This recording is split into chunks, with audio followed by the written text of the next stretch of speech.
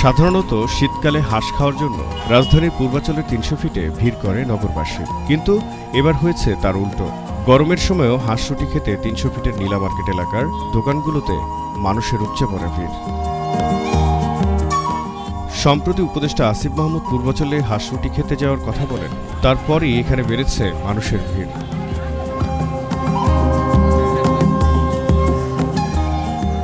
ব্যক্তিগত গাড়ি, মোটরসাইকেল কিংবা অটোরিকশায় করে বিকেল হলেই মানুষ ছুটে আসে ৩০০ ফিটে। তারা বলছিলেন, রাজধানীবাসীর হাঁসের স্বাদ নিতে একমাত্র গন্তব্য এই নীলা মার্কেট।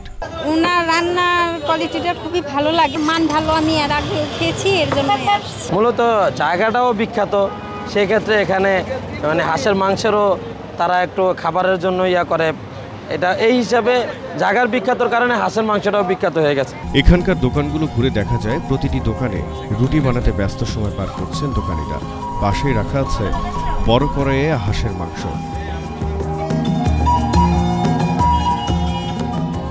৳২০ পিস রুটি আর ৩০০ টাকা প্লেটে বিক্রি হয় হাঁসের মাংস।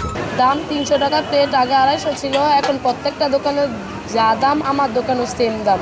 ৩০০ টাকা প্লেট আর 5 পিস করে দেয়। আগের থেকে মাংসের পিসগুলো খুব ভালো পাবে।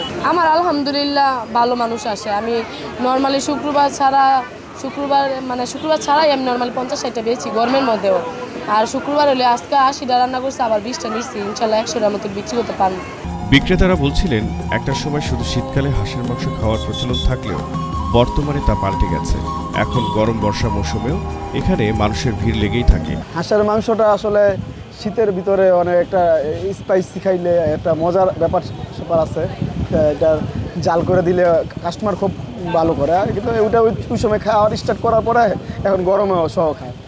তো দেখা গেল যে পরিবার নিয়ে আসলে এখন হাঁসের মাংসটা একটা ট্রেডিশন হয়ে গেছে। এক সময় মানে কিছু লোকরা মানে হাঁসের মাংস স্টার্ট করলো, তো এখন মানে হঠাৎ করে যে মানে এইরকম জনপ্রিয় হয়ে যাইব মানে বুঝতে পারিনি, আমরা বুঝতে পারিনি।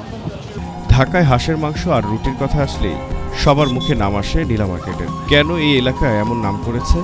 এমন প্রশ্নের জবাবে বিক্রেতারা বলছিলেন, মাটির চুলায় রান্না হওয়ায় নামি দামি রেস্টুরেন্ট থেকে এখানের খাবারের স্বাদ অনেক বেশি।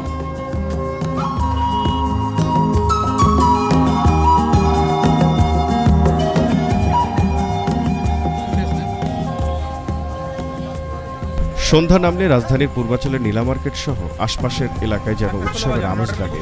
এখানকার প্রাকৃতিক পরিবেশে নগরবাসী খুঁজে পায় একটু প্রশান্তির ছোঁয়া।